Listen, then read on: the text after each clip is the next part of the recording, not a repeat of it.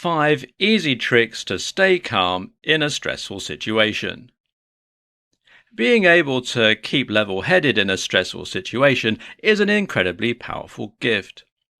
This is what will allow you to best deal with the situation, and it is what will help you to rise to a position of leadership within any given group. The only problem?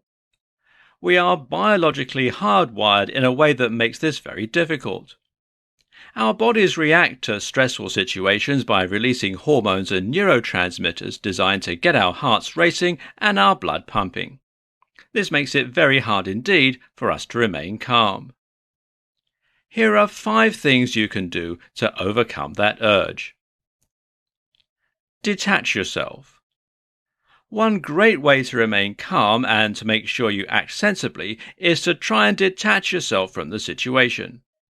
By this, I mean that you effectively remove your personal stake in the situation by asking not what you should do, but what a person should do. Try to judge the situation objectively and in a removed manner. Breathe. Breathing more deeply and more slowly will bring into action your rest and digest state through the parasympathetic nervous system, and it will counteract some of the physiological changes going on in your body right now. Ask yourself the best scenario. Having a clear goal can often help you in a high-stress situation. Instead of floundering, first, task yourself with asking what the best outcome you could achieve is. Then, take steps to help yourself get to that point. Accept failure.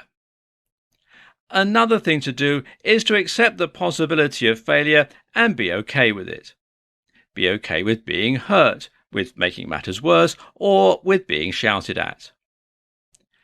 Very often in a stressful situation, we find ourselves so worried about potentially making matters worse or making ourselves responsible that we end up frozen in indecision.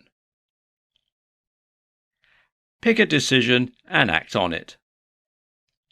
So, with that in mind, the final thing to do is simply to take these matters into your own hands. That means acting on whatever it is you have decided to do, and it means not spending any more time considering the possibilities. Our anxiety actually comes from picturing events and specifically picturing the worst-case scenarios. As far as our biology is concerned, this makes it as though the worst-case scenarios were happening. So, instead of thinking, just act. 5 style tips that will boost your confidence.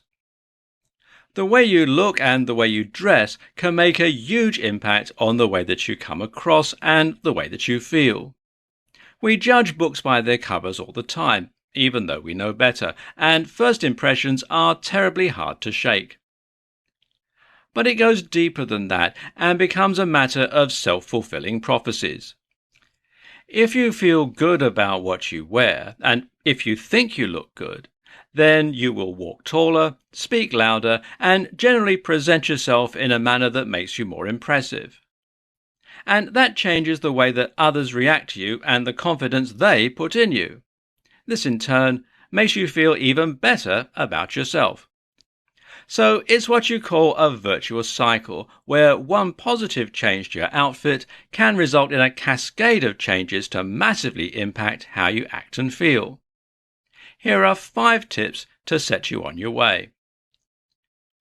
Get a good haircut. And go regularly. This can make a massive difference to your overall appearance. Having long hair with split ends or hair that's just too overgrown to style properly just makes you look a little messy and as though you rushed out of bed. Not a good look. Wear good shoes.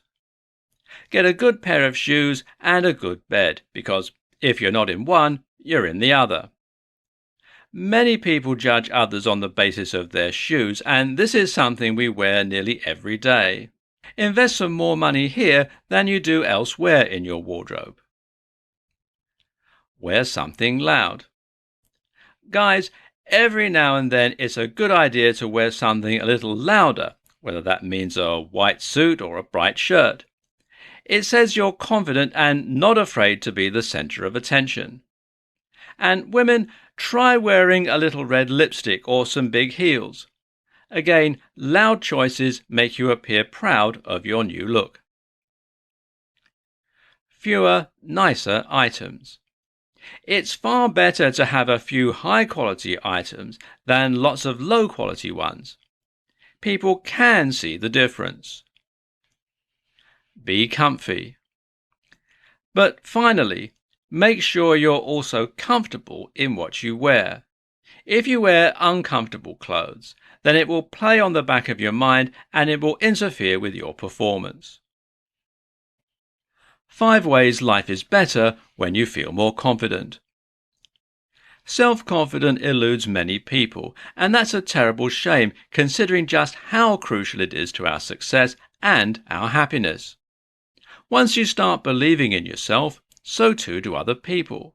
And when that happens, doors start opening and opportunities begin to present themselves to you. With that in mind, let's take a look at some of the ways that life gets much better once you have rock-solid confidence in yourself. 1. Dating. This is obvious, but being more confident in who you are makes you considerably more successful in dating. Confidence sends a social signal that a person is a good potential mate, and this in turn makes that person far more attractive. The assumption is that they must have something to offer, whether that's resources or just genetic material. This is an unconscious process, of course, but it makes a huge impact in terms of your dateability. And yes, that is a word. 2. Appearance. Believe it or not, being more confident makes you physically more attractive. This happens in countless subtle ways as you take on a more confident body language, and as you start to dress in a more confident way too. 3. Career. Confidence gives you the gumption you need to put yourself forward for things, to take risks, and to speak up. It also gives others confidence in you, which can result in them investing in you more. The result is that you more quickly climb the corporate ladder and become more successful in your own ventures too. 4. Health. Being more confident makes you considerably more happy. When you like yourself, you become happier with your own company. You go easier on yourself and you have less to worry about. All this has an additional knock-on effect on your health. Less stress and anxiety and less depression all help to increase your immune function and to reduce your likelihood of becoming ill or even injuring yourself. 5. Relationships. Your dating life will start going better when you're more confident, not to mention your sex life. But so too will your relationships elsewhere. Being more confident means you'll be less clingy and less defensive, which makes it easier to make friends. It also means you'll be more assertive, meaning others are less likely to try and take advantage of you. And it will make you a more effective leader too. Confident body language for anyone. Did you know it's often said that 93% of communication is non-verbal? That is to say, a lot of our meaning and our mood is conveyed through means other than the words we choose. And vocabulary, phrasing and literal meaning only accounts for 7% of the ideas and emotions we convey through our language. The rest? Well, that comes down to 55% body language and 38% tone of voice. In this presentation, we'll learn how to take care of that 55%. The basics. Body language is something that we all use unconsciously. Many of us will move our hands in a certain way, make particular gesticulations, and position ourselves and stand in particular ways too. All of this conveys something about how we feel and what we want to say. And this may or may not be congruent with the actual words coming out from our mouths. Of course, if the body language we're giving off says one thing and the words we're saying mean something else, then this calls into doubt our reliability and our truthfulness. For instance, if you're trying to put on a tough show but you're speaking in a nervous, shaky voice, then you'll come across as highly unconscious. Likewise, if you speak confidently but your body language is bad, that will give away the game. What makes for confident body language? A number of things we can do with our bodies will make us appear confident or otherwise. On the whole, for instance, it's generally agreed that taking up more space makes us seem more confident. Likewise, so does exposing your most vulnerable areas. Leaning on something or touching something makes you seem possessive of that item. So if you're leaning nonchalantly in a doorway or you're slumped over a sofa with your legs apart, then these things will make you appear more confident. Conversely, if you put up a guard by crossing your arms, if you look downward, and if you bring your knees together, this makes you look vulnerable and shy. Do keep in mind that body language is best read in clusters. Certain things make you seem more or less confident, but there are other factors that might be at play. For instance, if your arms are crossed, then this might simply be because you're cold. It's about the big picture and what all that information says collectively about you. How to be more assertive while still gaining respect. Often, we are stuck between a rock and a hard place when it comes to our interactions with others. More specifically, we are often forced to choose between being assertive and standing up for ourselves and being nice. In other words, these two options often seem mutually exclusive. It seems as though being nice often comes with the prerequisite that you should also be a pushover. This is something of a problem, seeing as most of us want to be treated with respect and not become a human doormat.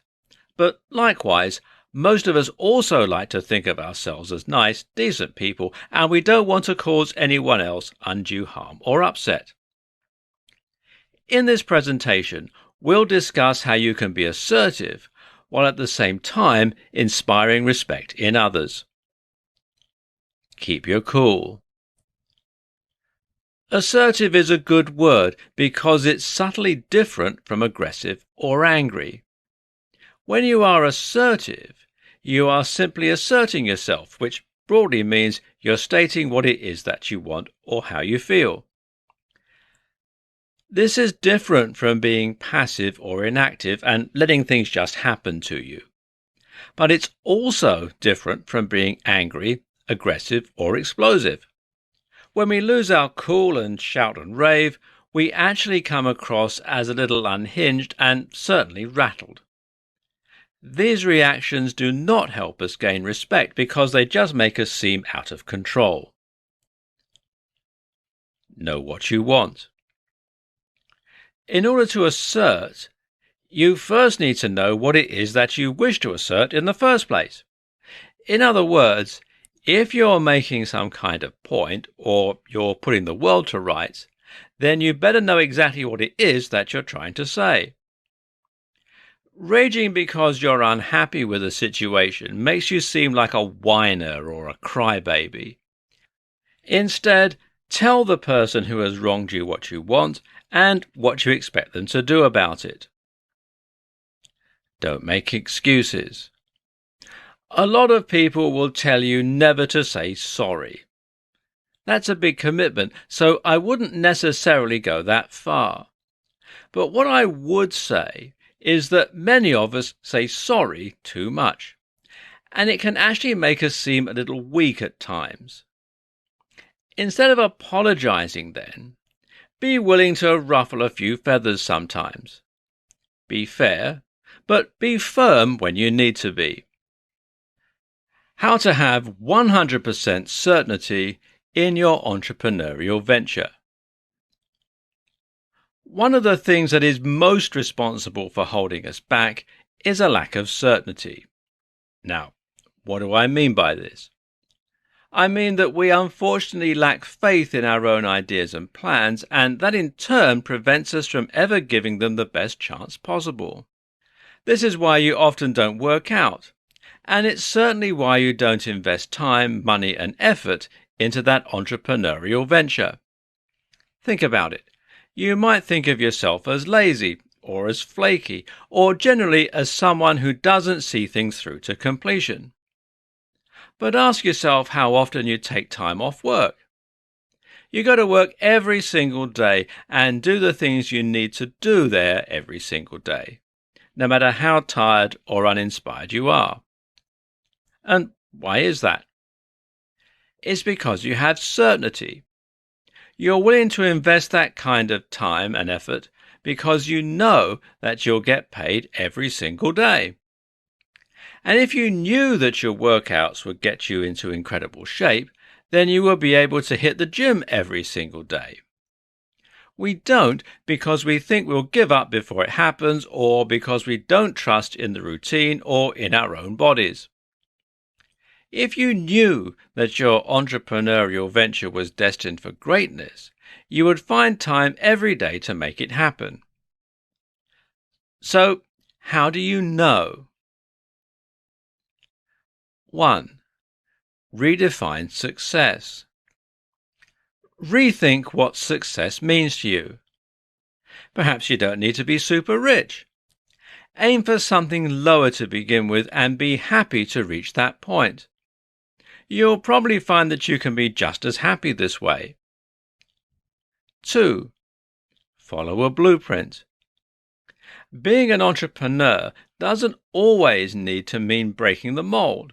In fact, a lot of the most successful businesses simply recycle well-known strategies and well-known methodologies. Open up a high street store. Open up a hair salon. Take a business that you know works and then, do that. 3. Bootstrap. Bootstrapping means that you're going to fund your big picture with smaller and less exciting business strategies. That may mean, for example, that you sell a product in order to fund a much bigger product. Or it might mean selling a service while using the time left over to work on R&D. Oh, and finally, believe in yourself. Believe you can do anything, and you'll be one step closer to making your vision a reality. How to overcome social anxiety easily. Social anxiety is an incredibly crippling condition. Being afraid to speak up essentially renders us voiceless, which in turn means we become passengers in our own lives. We end up with no say about what we do, what we achieve, where we go, or who we become. So, what can you do to start kicking some ass again? Let's take a look at how you can become socially bulletproof. Understand where social anxiety comes from. Social anxiety comes from a desire not to be embarrassed, shamed, or hurt. This is an evolutionary response that is intended to prevent us from making matters worse and to protect us from damaging our own likelihood of survival. When we want to impress someone or make a good impression, we begin to picture all the ways that the interaction could go wrong. And in doing so, we end up triggering a fight or flight response. Only this freezes our ability to make a rational decision and makes us more likely to embarrass ourselves. So, what can you do to prevent this fate? Practice makes perfect. The first objective is to discredit the worst-case scenarios that you're picturing in your head and to start picturing the best-case scenarios. Start picturing yourself impressing the people you're talking to and making a great impact. Now, that's easier said than done, though, seeing as this reaction is something that has become deeply ingrained. And this is why we might use a technique from cognitive restructuring that is known as hypothesis testing. This means you test the notion that you might embarrass or upset yourself and thereby prove to yourself that you're wrong. And you do this by facing those fears and by testing the worst case scenarios. So, for example, if you were worried that you're going to embarrass yourself by stuttering, then you could test that theory by purposefully stuttering in conversations. Do this enough times and you'll prove to yourself that no one laughs and no one thinks less of you. After all, times have changed since our limbic systems evolved. The problem, of course, is practicing all this in a way that won't cause lasting damage. So try going to more parties where you only know a few people. Try speaking to strangers in the street or in stores. And each time you do, practice putting yourself out there and even intentionally embarrassing yourself. That's how you become desensitized, and that's how you become socially limitless. How to speak more confidently in any situation. Talking is something that most of us do on a daily basis. As such, most of us will probably say that, for the most part, we feel pretty good doing it.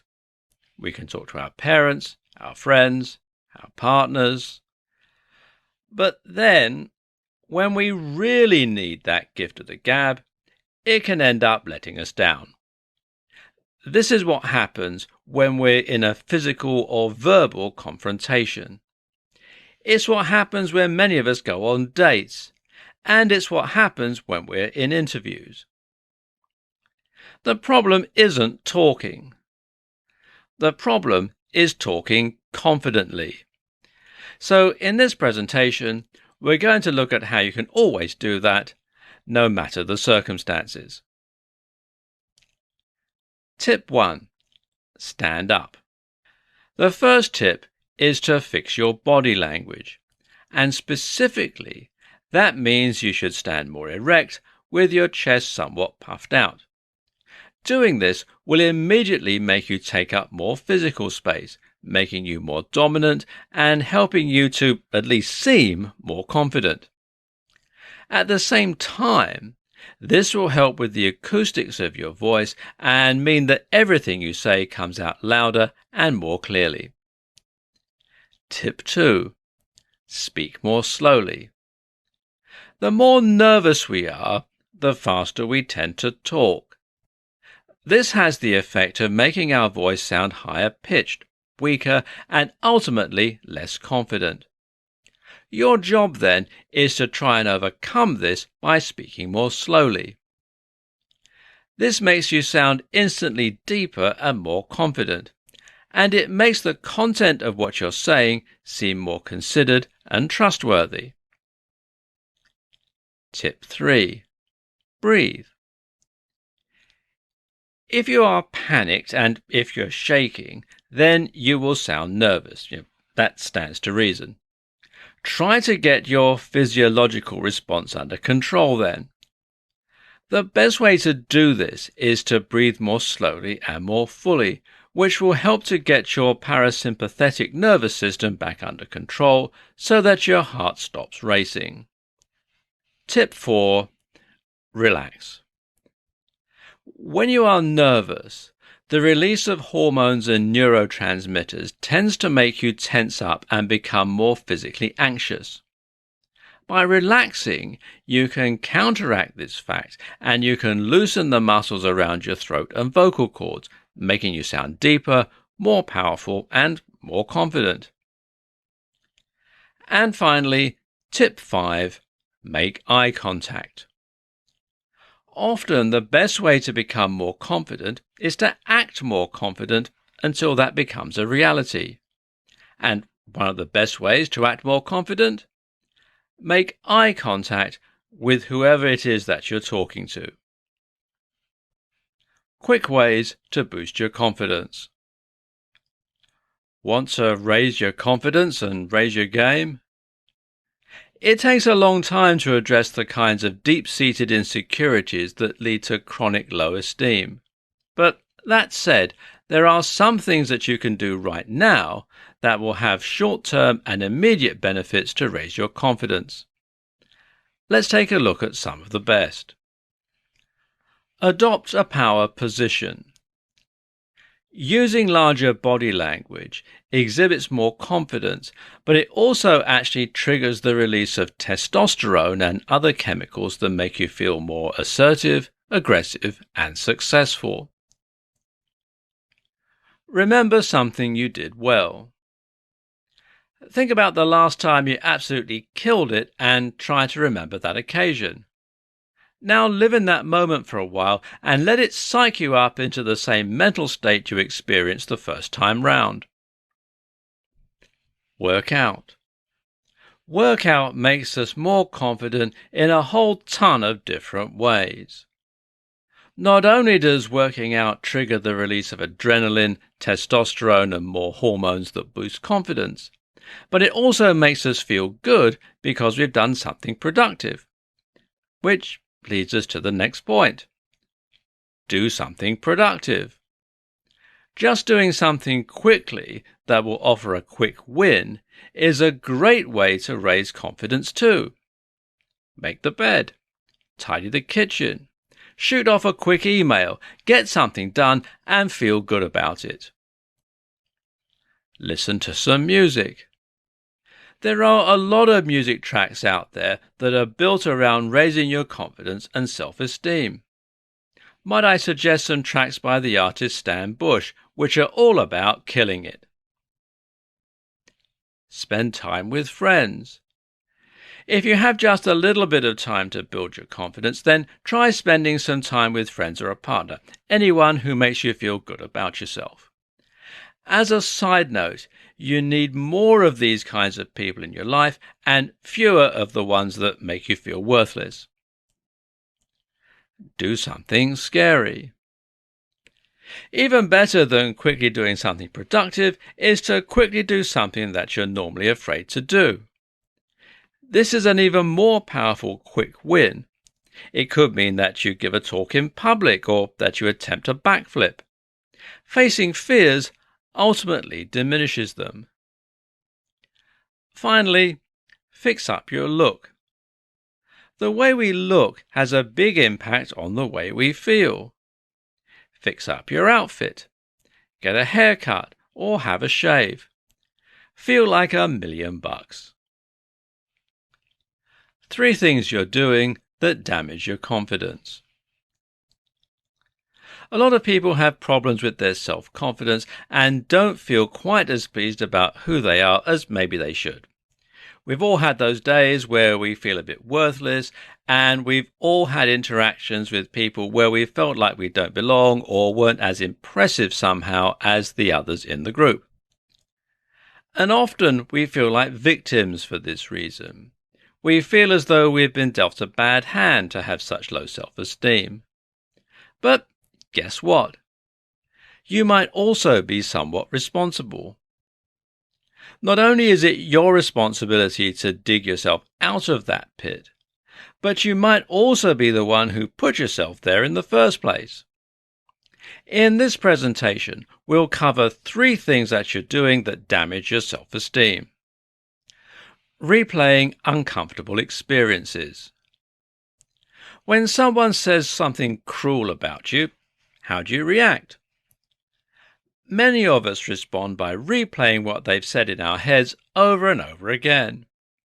And we do the same thing when we trip over and embarrass ourselves in public. And we do the same thing when we've had a bad date or a bad interview. You get the point. While it's useful to replay these events to look for things we could do better, it becomes destructive if we do this over and over, and you end up cementing certain neural pathways. So, have a debrief, then move on. Being too polite and humble. It's nice to be polite and humble to some extent, but there becomes a point where it actually just amounts to putting yourself down. If you're constantly humble, then you are positioning yourself below others, and eventually you start to believe that's where you should be, and so do other people. Playing it safe. Essentially, a lack of confidence comes down to fear. Usually, this means a fear of getting it wrong. The only way to get over that fear is to prove to yourself that it's unfounded. How? By facing that fear. And that means getting out of your comfort zone and taking risks. If you're shy of social situations, then put yourself out there and speak to people. If you're unconfident in doing DIY, then grab that drill and start getting to work. This takes courage. And ultimately, courage is the #1 tool for vanquishing a lack of confidence.